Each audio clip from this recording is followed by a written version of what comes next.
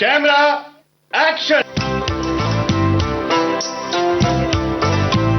नमस्कार दोस्तों, बॉम्बे टॉकीज में आज आप सुनने वाले हैं जानी मानी राइटर, डायरेक्टर, प्रोड्यूसर सीमा कपूर से मंदाकिनी जोशी की बातचीत। आज प्रस्तुत है इस बातचीत का पहला भाग। बॉम्बे टॉकीज में आप सभी सुनने वालों का तहे दिल से स्वागत है।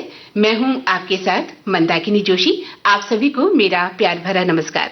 दोस्तों, आज विविध भारती के स्टूडियो में हमने आमंत्रित किया है जानी मानी लेखिका, निर्माता और फिल्म निर्देशक सीमा कपूर को।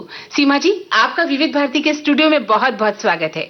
शुक्रिया। मुझे बहुत खुशी हो रही है कि विविध भारती पे एक बार फिर से मैं आई हूं और आप लोगों से रूबरू हूं। जी, सबसे पहले हम ये जानना चाहते हैं कि आपका जन्म रंगमंच और कला से जुड़े परिवार में हुआ है। आपके पिता रंगमंच से जुड़े हुए थे और माँ उर्दू कवियत्री, शायरा और शास्त्रीय संगीत की गायिका हैं। तो आपका बचपन कहाँ और कैसे बीता? देखिए, हमारा बचपन जो है बहुत ही रंग बिरंगा रहा है। अच्छा। हम सब बहन भाइयों का। दरअसल मेरे जो दादाजी थे वो आर्मी में कर्नल थे। उस समय तो पार्टीशन भी नहीं हुआ था, अंग्रेजों के जमाना था उस समय। और जितने भी हमारे रिश्तेदार हैं ददीहाल की साइड के, सब बड़े बड़े ओहदों पे हैं आर्मी में या बड़े बड़े वकील। जी। मेरे पिताजी लाहौर में पढ़े, श्री मदन लाल कपूर, और मेयो कॉलेज जो बहुत ही उस समय और आज भी बहुत रेप्यूटेड कॉलेज है, वहाँ पढ़े वो। उन्हें पता नहीं क्या सूझा कि वो दिल्ली आ गए और उन्होंने 1930 के करीब एक नाटक कंपनी, उस समय हिंदुस्तान में 2-4 नाटक कंपनियां चला करती थी, पारसी थिएटर उन्हें बोला जाता था। वो उस समय सोहराब मोदी साहब का था, पृथ्वीराज जी का था और बाबूजी का, मेरे पिताजी का। तो उन्होंने वो रंगमंच ज्वाइन किया और उन्होंने एक नाटक कंपनी बनाई जिसमें 300 के करीब लोग थे और प्रोप्राइटर, मालिक बाबूजी थे, मेरे पिताजी। वो कंपनी चलाना अपने आप में एक रंगमंच की सेवा जो है, लेकिन उस समय क्या था कि समाज में, खासतौर से नॉर्थ इंडिया में, नाटक को अच्छा नहीं समझा जाता था। नाचना गाना। जी। तो मेरा जो ननिहाल था वो चूंकि बंगाली परिवार था, मेरे नाना नानी बंगाली थे, संगीत उन लोगों का तो रचा बसा है और उनका तो गाना सीखना बहुत जरूरी है। तो माँ मेरी क्लासिकल किराना घराने से उन्होंने गाना सीखा था और किसी तरह संयोग से बाबूजी और माताजी की शादी हो गई। माँ मेरी बहुत छोटी थी जब शादी उस जमाने में 13-14 साल की उम्र में हो जाया करती थी। तो इस तरह से बाबूजी को उनके परिवार ने डिसोन कर दिया, निकाल दिया एक तरह से, क्योंकि उन्होंने ऐसा प्रोफेशन चुना था। और माँ ने लेकिन मेरे बाबूजी का साथ दिया। तो इस तरह से नाटक कंपनी में हमारी आंख खुली। और आप ये सोच लीजिए कि फिर वो हमारे रंगमंच जो है, नाटक कला हर विधा की, क्योंकि माताजी और पिताजी दोनों ही लिटरेचर, पोएट्री इसमें दखल रखते थे।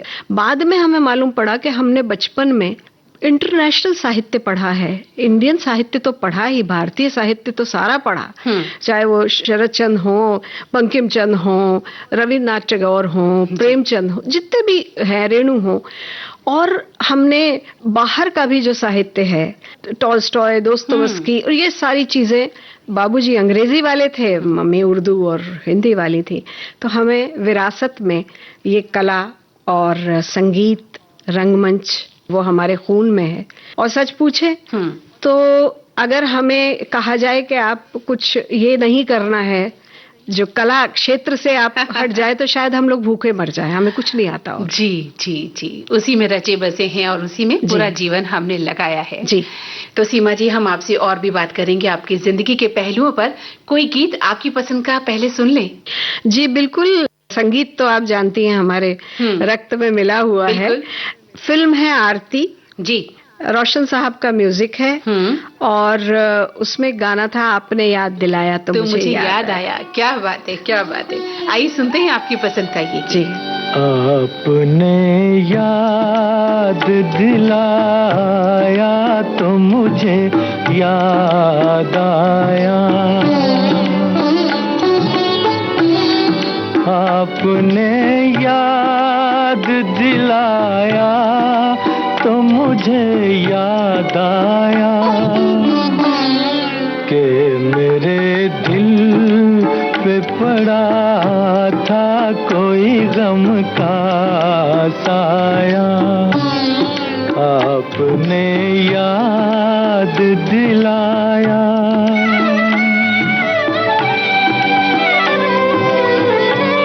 मैं भी क्या चीज हूँ खाया था कभी तीर कोई, दर्द अब जाके उठा चोट लगे देर हुई, तुमको हम दर्द जो पाया तो मुझे याद आया कि मेरे दिल पे पड़ा था कोई गम का साया, आपने याद दिलाया।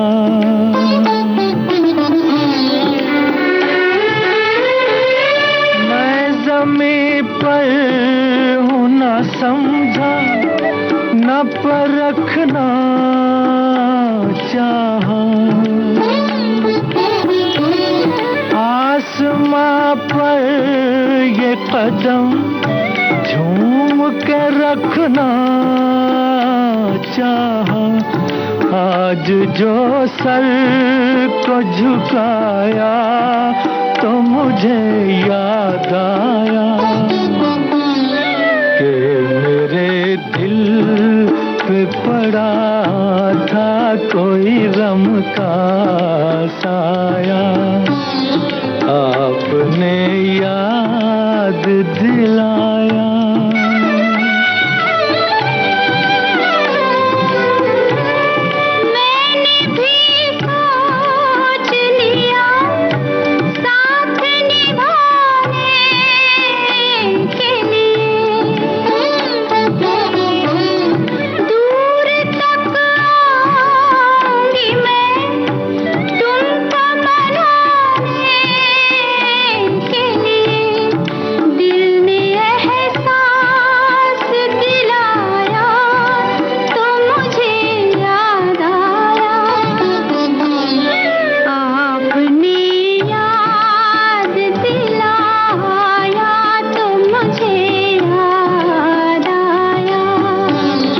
आपने याद दिलाया तो मुझे याद आया।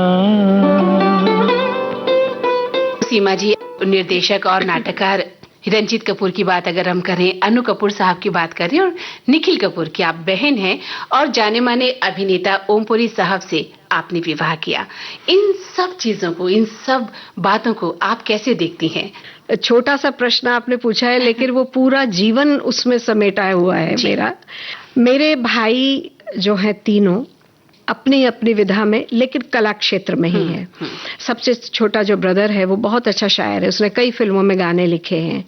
मेरी हर सीरियल का टाइटल सॉन्ग वो ही लिखता है और हर सीरियल और फिल्म का टाइटल वो ही रखता है। और अनु भाई एक्टर हैं, आप ये जानते ही हैं। रंजीत भाई जो हैं वो निर्देशक हैं, राइटर हैं। तो सब अपनी अपनी जगह बादशाह हैं अपने अपने फील्ड में जी। और जब आप ऐसे लोगों से घिरे होते हैं तो आप एनरिच होते चले जाते हैं। अच्छा, हम बहन भाइयों का करियर तकरीबन एक साथ ही शुरू हुआ। ऐसा नहीं था कि कोई आगे है कोई पीछे है, ऐसे सब साथ ही चल रहे थे, साथ ही संघर्ष कर रहे थे और अपने अपने क्षेत्र में, क्योंकि कोई भी क्षेत्र किसी के साथ जुड़ा हुआ नहीं है लेकिन उसके बावजूद कला से जुड़ा हुआ है। जी जी। तो इसलिए हम लोग अपने अपने रास्तों पे जो कंटकीर्ण रास्ते थे उन पे चलते हुए हम लोग यहाँ तक पहुंचे। तो कभी भाई बहनों में कोई कंपटीशन रहता होगा? कंपटीशन शब्द मैं नहीं इस्तेमाल करूंगी। एक अंग्रेजी में शब्द है जिसे हिंदी में प्रतिस्पर्धा बोलते हैं। ईर्ष्या के बिना आप एनवी करते हैं, आप किसी से ये कहते हैं कि आपको इतना ज्यादा क्यों आता है ना? मन में ये सवाल होता है। और मुझे हमेशा मेरे जो जितने भी मैं अपने दुश्मन मानती हूँ ना, वो बहुत ऊंचे, क्योंकि कहते हैं ना जिंदगी में दुश्मन भी बनाओ तो बहुत बड़ा बनाओ, वरना आपको उसके बराबर होना पड़ता है। तो मेरा कंपटीशन हमेशा दुनिया के महान डायरेक्टर से है, दुनिया के महान राइटर से। कंपटीशन से मतलब प्रेरणा। जी जी। आपको वहां जाना है, इतनी ऊंचाई पे जाना है। तो भाइयों से भी वही रहा है कि इनको इतना ज्यादा आ रहा है, मुझे क्यों नहीं। तो उसके बाद ना आपको एक फोर्स मिलती है कि आप और ज्यादा पढ़ें। बिल्कुल, एक हेल्दी कंपटीशन रहा हमेशा। जी जी। तो ओमपुरी साहब भी आपकी जिंदगी में आए, आपने उनसे विवाह किया। किन शब्दों में आप अपनी बात रखना चाहेंगी? देखिए, 11 साल हमारा अफेयर चला और तब मैं फर्स्ट ईयर में पढ़ रही थी और तब पुरी साहब स्ट्रगल कर रहे थे। और उसके बाद जब 11 साल के बाद हमने डिसाइड किया शादी करना, तब उनको थोड़ा थोड़ा काम मिलना शुरू हुआ था। तो शादी हुई। पुरी साहब एक ऐसे कलाकार हैं जो, अगर मैं अपने लोगों की तारीफ अपने मुंह से करना थोड़ा अच्छा नहीं लगता है, लेकिन दुनिया के इने गिने जो कलाकार होते हैं, मैं पुरी साहब को उनमें रखती हूँ। इसलिए नहीं कि मेरा उनसे प्रेम है, मेरी शादी हुई थी या जो भी, लेकिन ना बिल्कुल निष्पक्ष रूप से मैं देखती हूँ। क्योंकि देखिए, जिस कलाकार की नकल की जा सके वो स्टार हो सकता है, वो कलाकार नहीं हो सकता। जी। पुरी साहब की आप डायलॉग डिलीवरी की, उनके आप किसी भी चीज की नकल नहीं कर सकते, है ना? तो वो हर कैरेक्टर में ढल जाते थे। और मैंने उनका एक जो बहुत ही सशक्त पक्ष देखा है, वो ये देखा है कि एक छोटा सा, मैं एक सीरियल बना रही थी तो उन्होंने कहा, अरे ये रोल मैं करता हूँ। खुद कह के मैंने कहा, पुरी साहब आप इतनी बड़ी बड़ी फिल्में करते हैं, इतने महान मतलब नाम है आपका इंटरनेशनल लेवल पे, ये आप क्यों? नहीं सीमा, छुट्टी है, मैं करूंगा। मैं वो बैठ नहीं सकते थे। हाँ। उनकी प्रॉब्लम थी कि उनको काम फ्री नहीं बैठ। तो मैं ऐसे काम करते हुए गई तो वो बैठे हुए नोट्स बना रहे थे। मैंने कहा, क्या कौन सी स्क्रिप्ट है, कौन से? बोले नहीं, तुम्हारा वो करना। मैंने कहा, इतनी छोटी सी सीरियल का एक छोटे से उसमें भी आप नोट्स बना रहे हैं, तो आप देखिए डेडिकेशन काम के प्रति कि इतना आपने, जिंदगी हो गई है आपके, 40 साल हो गए हैं काम को करते हुए, जिसमें आपने इंटरनेशनल अवार्ड ले लिए हैं, नेशनल अवार्ड ले लिए हैं। इसके बावजूद छोटा सा काम है, लेकिन उसके नोट्स बना रहे हैं, उसको अंडरलाइन कर रहे हैं और उस पे आप डिस्कस कर रहे हैं कि सीमा मैं ऐसे करूं, मैं ये पहन लूं या वो कर लूं, इसको, इस कैरेक्टर को ऐसे बना लूं। तो आपको ये सीखने को मिलता है। जैसे लता जी वगैरह को भी मैंने देखा है कि कोई भी काम जब वो करते हैं तो वो अपने आप को तिफले मकतब समझते हैं कि मैं अभी पहली क्लास में हूँ, और यही उनके जो विनम्रता है उनको महान बनाती है। और वही पुरी साहब ने था। जी।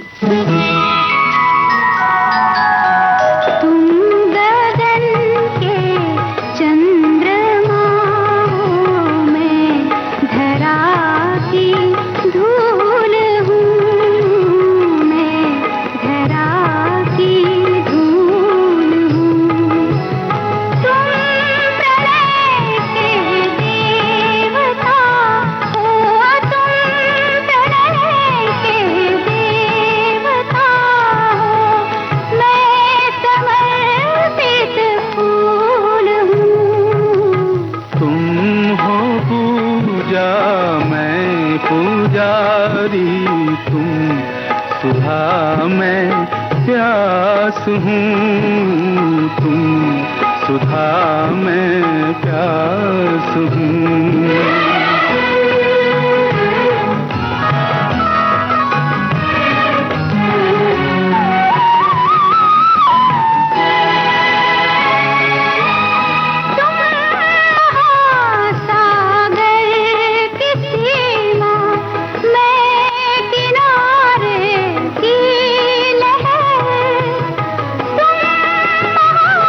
संगीत के स्वर मैं अधूरा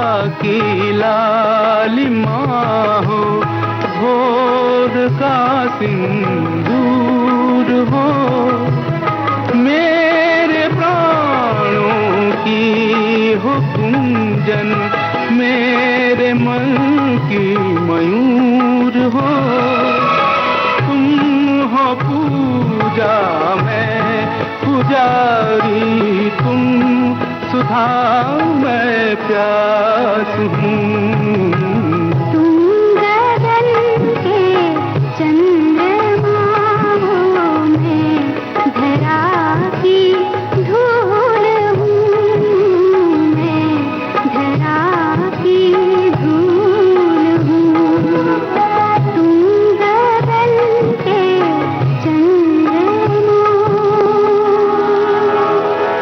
ओमपुरी साहब के अभिनय के बारे में तो हम आपसे क्या कहें, मतलब उनकी आवाज, उनकी अभिनय प्रतिभा, उनका चेहरा हर बात पर मतलब संवाद बोलता था उनका चेहरा, उनकी आंखें, जो उनके जज्बात, फीलिंग्स वो पर्दे पर साकार हो जाती थी। आपको उनकी कौन सी फिल्में पसंद थी? मुझे परफॉर्मेंस वाइज तो देखिए वो सब में बहुत न्याय करते थे अपने किरदार के साथ, लेकिन एक सौभाग्य मैं कहूंगी कि हरियाणा फिल्म फेस्टिवल था, यमुनानगर इंटरनेशनल फिल्म फेस्टिवल में मेरी फिल्म हार्ट द वीकली बाजार थी, रंजीत भाई की फिल्म चिंटू जी थी और पुरी साहब की फिल्मों का सिंहावलोकन था, रिट्रोस्पेक्टिव था। तो उसमें हम तीनों ही वहां थे। तो मैं पुरी साहब की एक फिल्म मैंने नहीं देखी थी, तो मैंने कहा कि चलिए मैं देखूंगी आज आपकी ये फिल्म। बाकी फिल्में देखी थी, वो थी माय सन द फैनेटिक, अंग्रेजी फिल्म थी। तो मैं जब वो फिल्म देखी, यकीन मानिए मैं एक तो ज़ारो कतार रो रही थी, और मैंने ना जैसे ही फिल्म खत्म हुई है ना, मैंने उनके पैर छू लिए।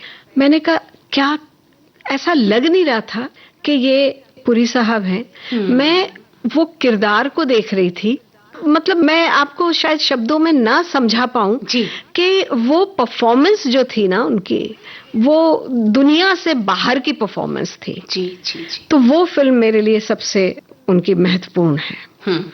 इसके अलावा उनकी बहुत सारी फिल्में आपने देखी भी होंगी। सारी फिल्में तकरीबन देखी हैं। हाँ। अब देखिए ना, उनके फ्लेवर देखिए आप। एक तरफ अर्धसत्य करते हैं, आक्रोश करते हैं, गूंगे का रोल है, आंखों से बोलते हैं, है ना, और एक तरफ चाची 420 करते हैं, है ना, मालामाल वीकली करते हैं, और सीरियसली आपको सीरियस रह के आपको हंसाते हैं। उसमें कहीं बफूनरी की जरूरत ही नहीं है कि ये कर रहे हैं वो कर रहे हैं, बिल्कुल सीरियसली। तो उनका रेंज आप, क्योंकि देखिए रुलाना बहुत आसान है, हंसाना बहुत मुश्किल है।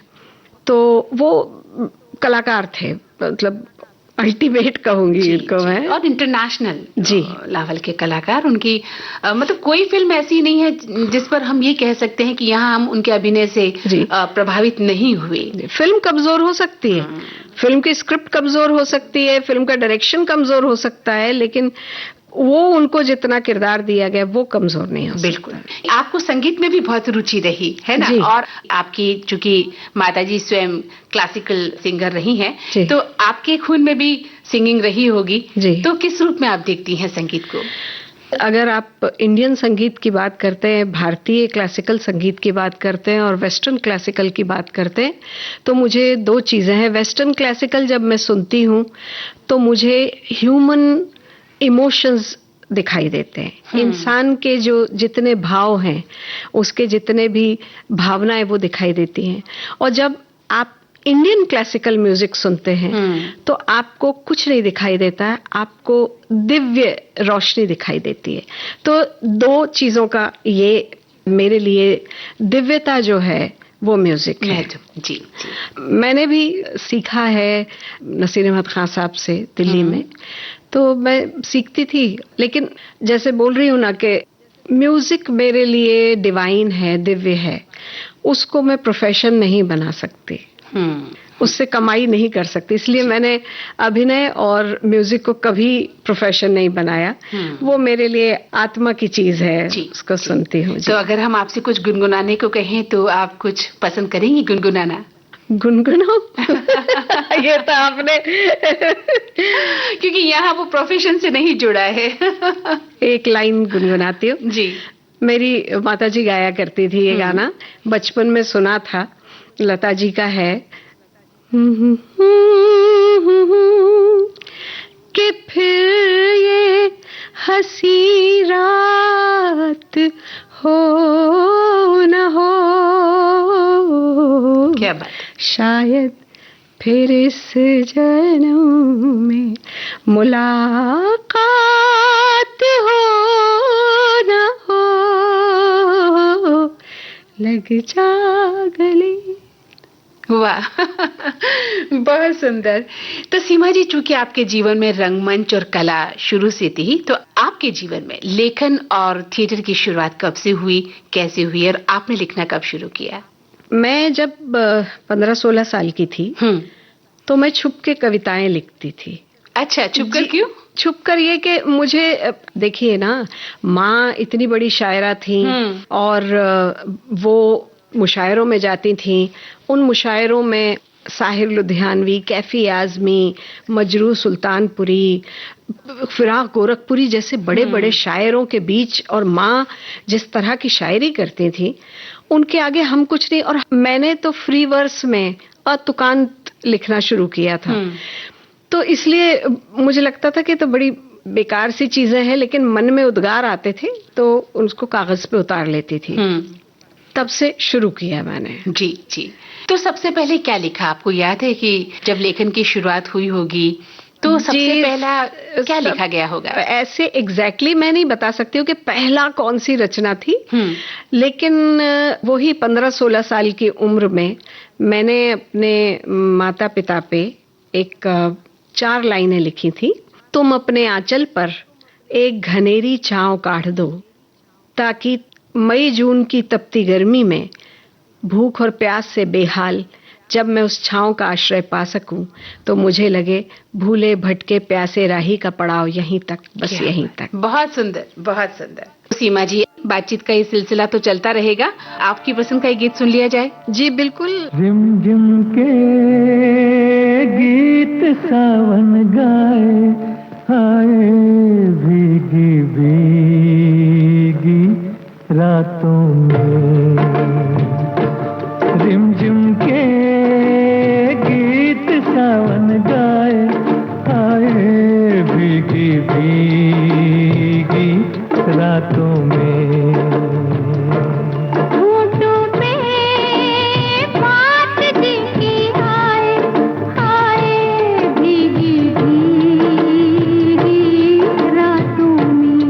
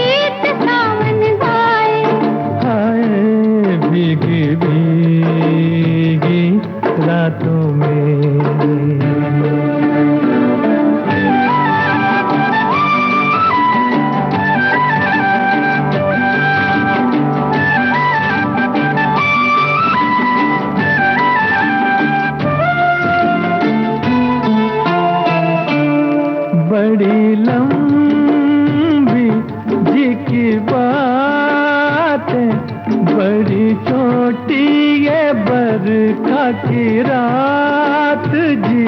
कहना क्या है, सुनना क्या है, कहने सुनने की अब क्या है बात जी।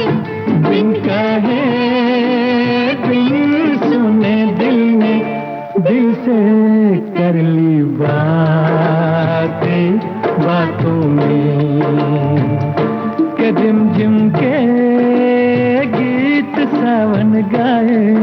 हाय भीगी भीगी रातों में, झिम के गीत सावन गाए, आए भीगी भीगी रातों में।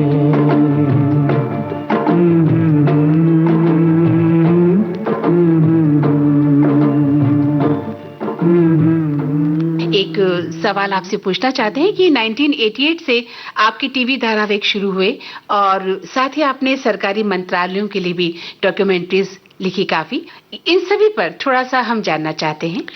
जी, कॉलेज से मैं निकलने के बाद पढ़ी रही थी। उन दिनों अलीगढ़ यूनिवर्सिटी में मैं पढ़ती थी और कहते हैं ना, जहां जहां पड़े पग संतन के वहीं वहीं भंटा ढार। तो जैसे ही मैंने अलीगढ़ में एडमिशन लिया, उन दिनों राइट्स बहुत होने लगे, फसाद, तो हमें भागना पड़ता था वापस। तो वो 3 साल का 4 साल में हो गया बीए। तो उस बीच मुझे दिल्ली आना पड़ता था क्योंकि अलीगढ़ से दिल्ली पास था, तो मैं दिल्ली आ जाती थी। इसलिए मैंने 83 में सबसे पहले पपेट थिएटर ज्वाइन किया जी दिल्ली में जी। तो वो इंटरनेशनल लेवल का था, जो हमारे ट्रेडिशनल पपेट्स होते वैसा नहीं था, मॉडर्न पपेट्री हम करते थे और इंडिया को हमने कई कंट्रीज में रिप्रेजेंट किया है। जो इंटरनेशनल पपेट फेस्टिवल्स होते थे उसमें मैं जाती थी। हमारे डायरेक्टर थे तब दादी पदम जी, तो उनके संरक्षण में, उनकी देखरेख में मैंने मॉडर्न और ट्रेडिशनल पपेट थिएटर किया। उसके बाद चूंकि पपेट थिएटर में आप फाइनेंशियली सरवाइव नहीं कर सकते क्योंकि जिंदा रहने के लिए आपको कमाना भी बहुत जरूरी है।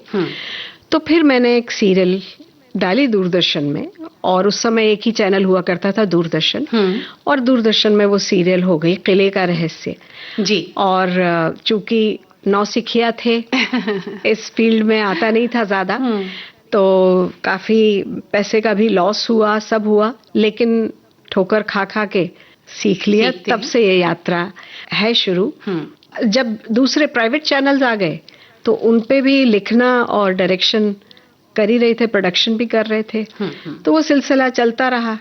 और सरकारी मंत्रालयों से जुड़ने के लिए फिर? जी, कई मैंने बनाई हैं डॉक्यूमेंट्रीज, जैसे अभी आपसे जिक्र कर रही थी महानदी के किनारे, तो छत्तीसगढ़ की लाइफ लाइन है महानदी। नदी जो है वो बहुत इम्पोर्टेंट है। तो महानदी जब मैं बना रही थी तो अच्छा बजट था उसका, तब तक लता जी ने संन्यास ले लिया था जी गाने से जी। तो तब मुझे अवसर मिला कि मैं उन तक जा पाऊं। उससे पहले फिल्म नहीं बनाई थी मैंने कोई, तो मैं नहीं जा पाई थी। तो मैंने हृदयनाथ मंगेशकर जी, जो उनके छोटे भाई हैं, बहुत बड़े म्यूजिक डायरेक्टर हैं, उनसे मैंने संपर्क किया और नीरज जी, गोपाल दास नीरज, उनसे गीत लिखवाया महानदी पे। और हृदयनाथ जी से मैंने कहा कि मुझे लता जी से गवाना है गाना, और मैं सौभाग्यशाली हूं कि उन्होंने हाँ भी किया और मेरी डॉक्यूमेंट्री के लिए उन्होंने गाए। तो डॉक्यूमेंट्रीज तो मैंने बहुत बनाई हैं और एड, इन सब के लिए आपने बहुत ज्यादा काम किया है मुझे लगता है, जिस पर अगर हम चर्चा करने चले तो शायद हमें कई अंकों में ये कार्यक्रम समेटना पड़ेगा। लेकिन आपको क्या लगता है सबसे अच्छी डॉक्यूमेंट्री आपकी नजर में कौन सी ऐसी बन पाई जिसे आप याद करती हैं? महानदी। महानदी, क्योंकि आप एक नदी की कहानी कह रहे हैं, उसको इंटरेस्टिंग कैसे बनाया जाए। और महानदी के किनारे जितनी सिविलाइजेशन हुई, बुद्ध आए उस दौरान वहां पर, और भगवान श्री राम, श्रृंगी ऋषि, और ये सब चीजों पे करते हुए आप एक्चुअली उस दौर में पहुंच जाते हैं। शूट जब कर रहे होते कि आप जिस धरती पे खड़े हैं वहां पे ये महान आत्माएं आके और चली गई हैं।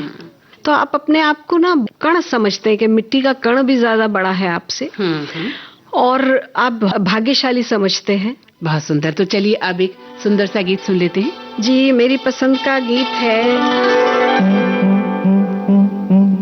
दिल बर जानी चले हवा मस्तानी, दिल बर जानी चले हवा मस्तानी, हंसते खेलते गुजरे जिंदगानी।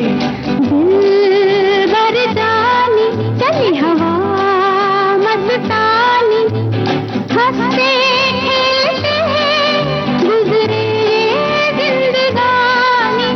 दिल बर जानी चली हवा मस्तानी।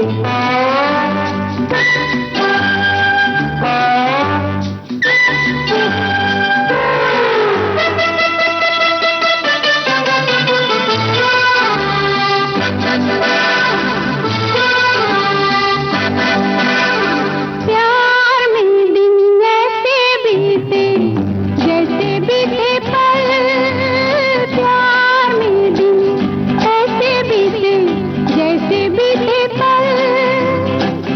जाने कब शाम हुई बीत गए चल। सुन मेरे प्यारे, आहा सुन मेरे प्यारे, ये है तेरी मेहरबानी, हंसते खेलते गुजरे जिंदगानी। दिल बर जानी चले हवा मस्तानी, हंसते खेलते गुजरे जिंदगानी। दिल बर जानी चली हवा मस्तानी।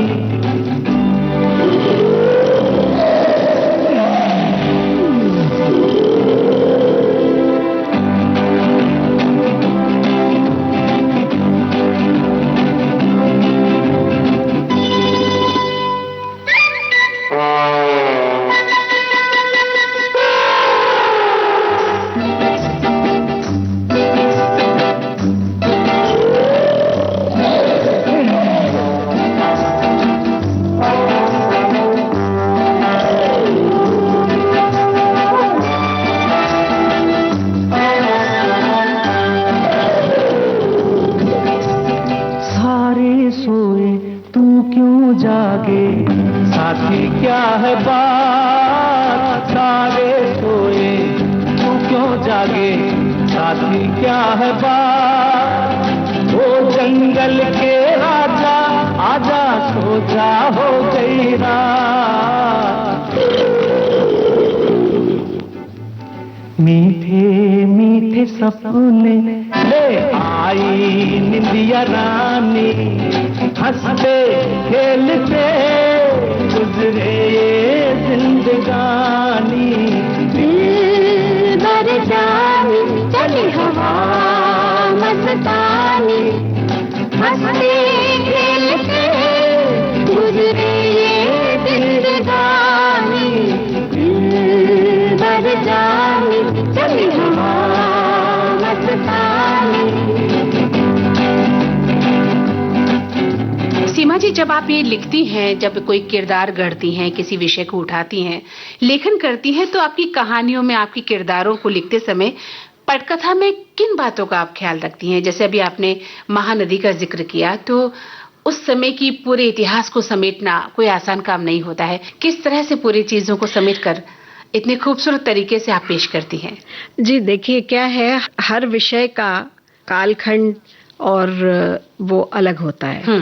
तो ऐतिहासिक जो विषय होते, जैसे अभी अवंतिका बनाई तो वो पूरा इतिहास को लेके बनाया, लेकिन वही जब आप फिल्म बना रहे होते मिस्टर कबाड़ी, तो वो आज की है। इसमें किरदारों को जो उठाने का आपने प्रश्न किया है, ये बहुत अच्छा और सार्थक प्रश्न है। हम लोग बहुत भाग्यशाली रहे हैं कि हम थिएटर कंपनियों में, छोटे छोटे गांवों में हमारी थिएटर कंपनी दो मूविंग थिएटर कंपनी थी, 2 महीने एक एक गांव में रहते थे। तो हम एक एक गांव में और शहरों में, कस्बों में हम लोग बहुत रहे हैं। अगर मैं आपको गिनाना चाहूं तो जितने साल मेरी उम्र है उसके कम से कम 5 गुना ज्यादा कस्बे हम लोगों ने बदले हैं। क्या बात है। तो जब हम अलग अलग जगह रहते हैं, अलग अलग लोगों से इंटरेक्ट करते हैं, हम middle class, lower middle class के लोगों से लेके अपर क्लास के लोगों तक, कलाकार से लेके बिल्कुल मजदूर वर्ग के लोगों तक, जब आप उनसे बातचीत करते हैं और अगर आप ऑब्जर्वेंट हैं, अगर आप थोड़े से प्रज्ञावान हैं और आप चाहते हैं कि कुछ बनना है आपको, तो आप उन किरदारों को जिंदगी में आप आत्मसात करते हैं। फिर जब आप लिखने बैठते हैं तो पता नहीं कहाँ से कोई एक ठेले वाला है ना, कोई एक अचार बेचने वाला, कोई एक है ना, वो किरदार आते चले जाते हैं। वो जीवंत हो जाते हैं लेखनी के जरिए और आपके सेलुलॉइड के जरिए। तो आपकी रचनाओं में जो आपकी किरदार है वो बहुत जीवंत है। आप किसी भी सीरियल को उठाकर देख लीजिए, डॉक्यूमेंट्रीज फिल्म को देख लीजिए, तो ये सब क्या आपके स्वयं के जीवन से जुड़े हुए कोई पहलू है, या जैसा कि अभी आपने कहा कि इतनी सारी जगह में रही हूँ, आसपास की घटनाओं से, लोगों से प्रेरित ज्यादा रहे? बहुत ज्यादा। आपके कलाकार जो भी पात्र हैं वो आपके आसपास ही होते हैं। उनको फिर आप एक कैरेक्टर दे देते हैं, उस कहानी में ढाल लेते हैं। जैसे उदाहरण दूं मैं आपको, शोले फिल्म सबको समझ में आएगी कि शोले में आप जगदीप जी को देखते हैं कि वो टाल पे बैठे हैं। अब जब आप टाल पे बैठने वाले इंसान का कैरेक्टर आप गढ़ रहे हैं तो आपको भाषा भी उसकी वैसे ही लेनी पड़ेगी, ना कि वो जमींदार साहब की भाषा अलग होगी, उसकी भाषा अलग होगी, उसका नाम अलग होगा, है ना। गायत्री देवी आप नाम अगर है तो वो थोड़ी सी रॉयल फैमिली से ही होंगी जी। लाजवंती होंगी तो वो कुछ और होंगी, लीलाबाई होंगी तो वो, है ना। हाँ बिल्कुल सही कहा। तो यानी कि हर किरदार को जब हम जीते हैं तो उसी के अनुरूप उसके बैकग्राउंड को भी महसूस करते हैं कि वो किस बैकग्राउंड से है जी। आपके जीवन में कौन सा ऐसा किरदार है जिसने आपको सबसे ज्यादा प्रभावित किया अब तक? मेरी फिल्म हाट द वीकली बाजार एक प्रथा पे है। मध्य प्रदेश, मालवा और राजस्थान में एक प्रथा है, अभी भी थोड़ा बहुत चलन है, तो काफी कम हो गई है, कि पति अपनी पत्नी को बेच सकता है, नाता बैठना बोलते हैं। तो वो किरदार कैसे गढ़ा, जब मैं पुरी साहब से बिछड़ गई थी बीच में, तो मैं झालावाड़ गई, झालावाड़ राजस्थान में, जहाँ माताजी पढ़ाती थी, उर्दू टीचर थी। वहां पर कहीं और जब ठिकाना नहीं होता है ना भावनाओं का, तो माँ ही याद आती है। माँ की गोद ही ऐसी जगह है जहां आप भूल जाते हैं, क्योंकि आप 9 महीने उसके पेट में रहे हैं, उसी से सांस ली है, उसी से खाया है, उसी से पिया है, तो आप निश्चिंत थे। वो 9 महीने आप तो निश्चिंत थे, बिल्कुल ना चिंता थी आपको सांस कैसे लूं और खाना कैसे खाऊं। तो उस समय जब मैं जिंदगी के सबसे बुरे दौर से गुजर रही थी, भावनात्मक रूप से, सोशली, फिजिकली, मेंटली, फाइनेंशियली, तो मैं माँ के पास चली गई। जब मैं वहां गई तो हमारे यहाँ एक बाई काम करती थी, मैं उसका नाम नहीं लूंगी, शारदा नाम मैंने रखा है उसका। तो शारदा एक दिन मुझसे बोली, वो 300 रुपया महीना उसकी उस समय तनख्वाह थी झाड़ू पोछे की, तो मुझसे बोली कि भाई साहब मुझे 5,000 रुपए उधार दे सकती हैं क्या? तो मैंने कहा तुम्हारी 300 रुपए तनख्वाह में तुम घर चलाती हो, 2 और घर होंगे, ज्यादा 600-700 रुपए में घर चलाती थी वो।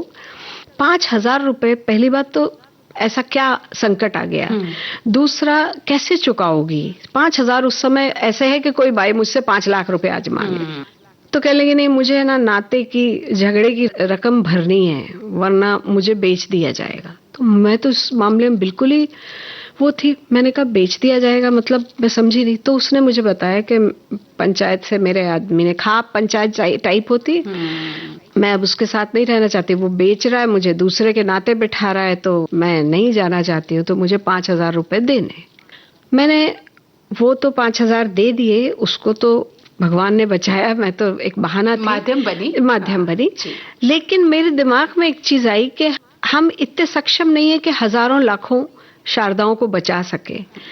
तो फिर वो कैरेक्टर मेरी स्क्रिप्ट बन गया जी। और इसलिए मैंने हार्ट फिल्म लिखी। जी जी, एक ज्वलंत विषय है ये जिस जी। पर आपने अपनी फिल्म में विषय उठाया, उस पर भी हम बात करेंगे।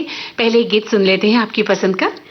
शंकर जयकिशन की फिल्म है प्रोफेसर, आवाज देकर हमें तुम बुलाओ।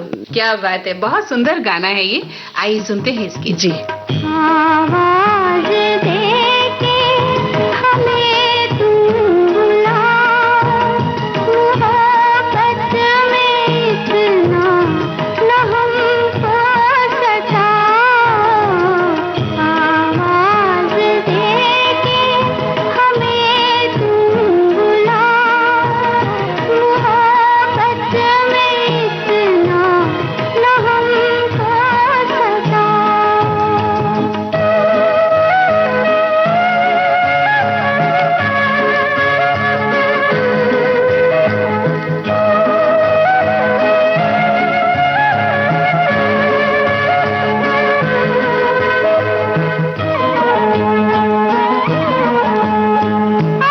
देके हमें तुम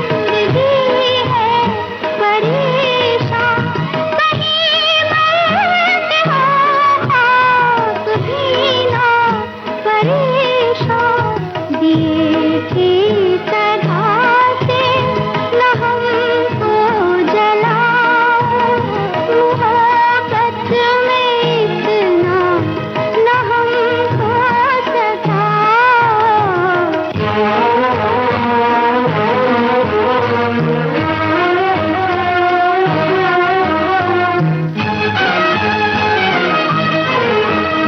मैं सांसों के हर तार में छुप रहा हूँ, मैं धड़कन के हर राग में बस रहा हूँ। जरा दिल की जानिब निगाहें झुकाओ, मोहब्बत में इतना न हमको सताओ।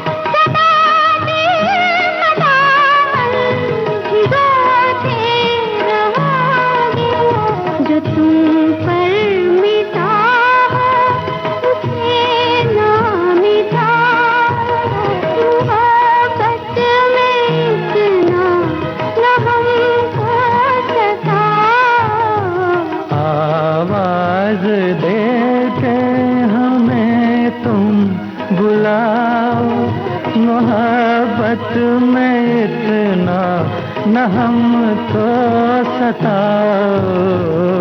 आवाज देके हमें तुम बुलाओ, मोहब्बत में इतना न हमको सताओ।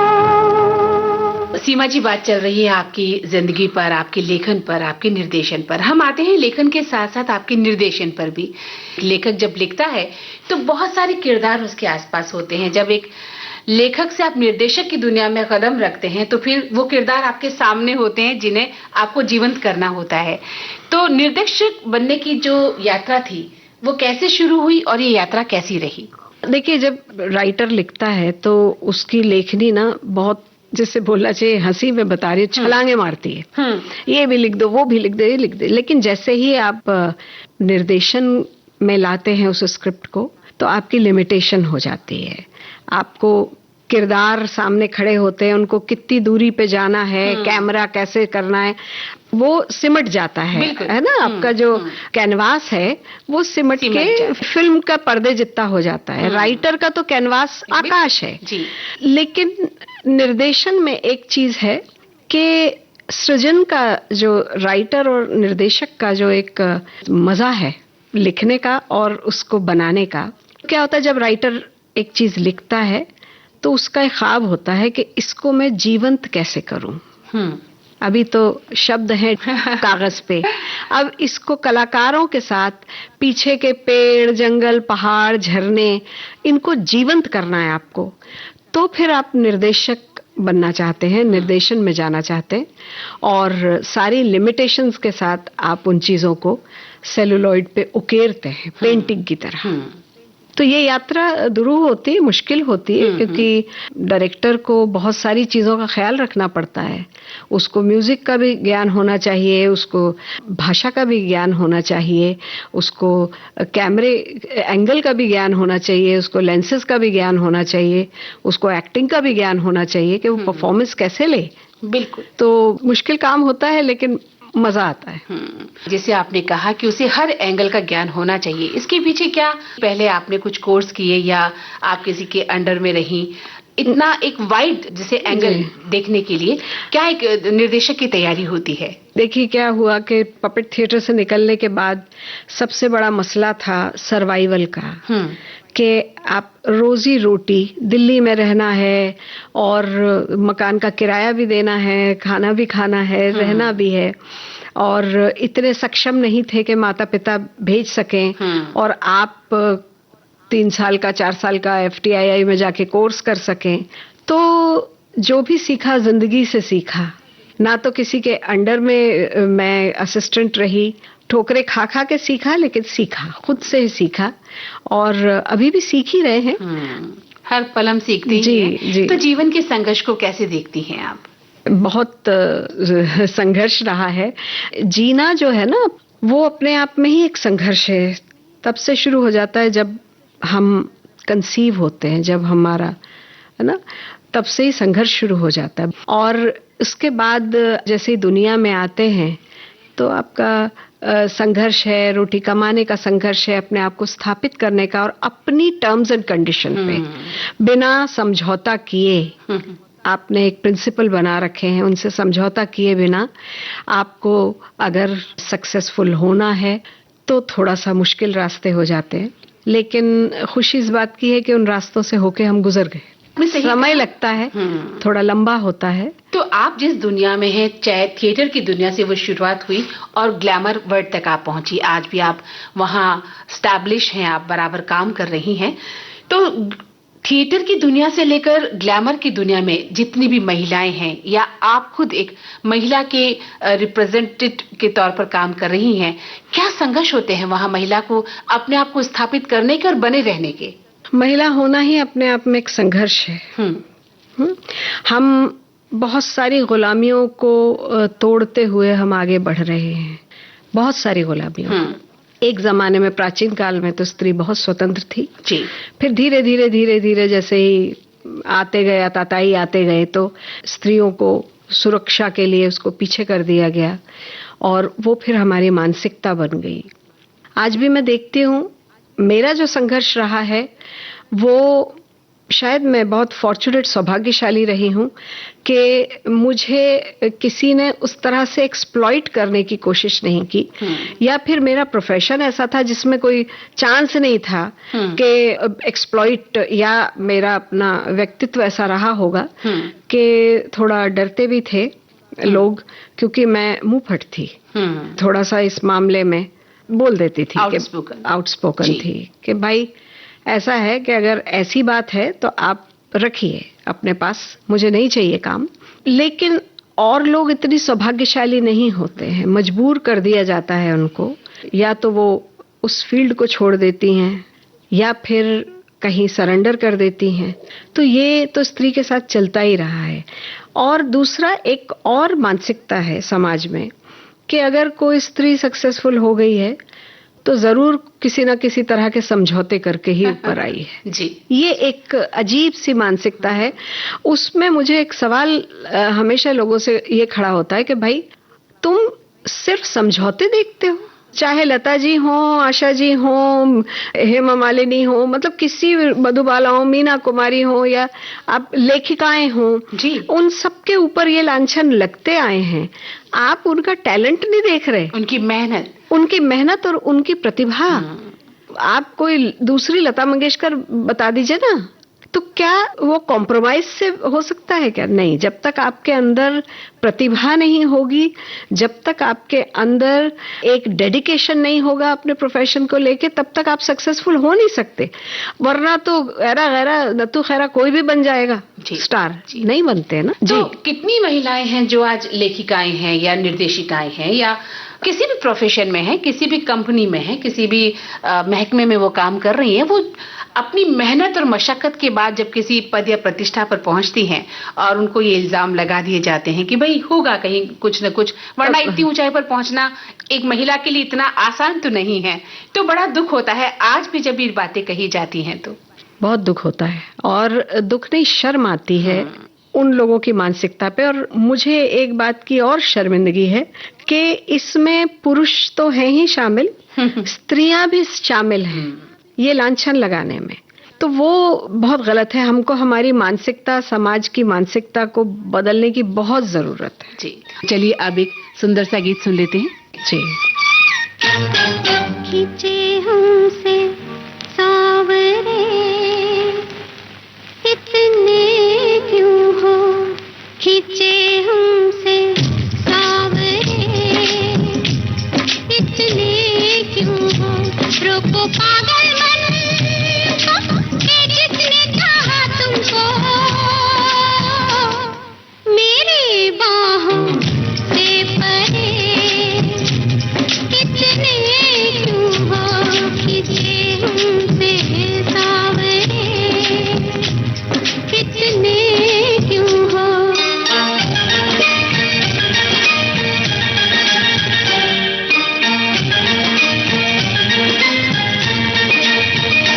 रुत ये दूरी की नहीं है,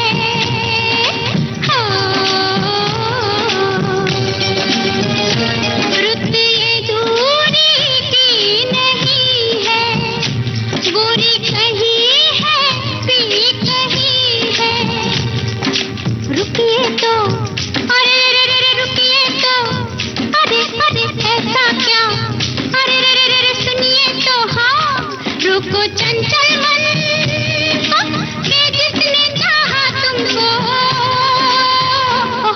आज गुस्से में भरे इतने क्यों हो, खींचे हमसे सावरे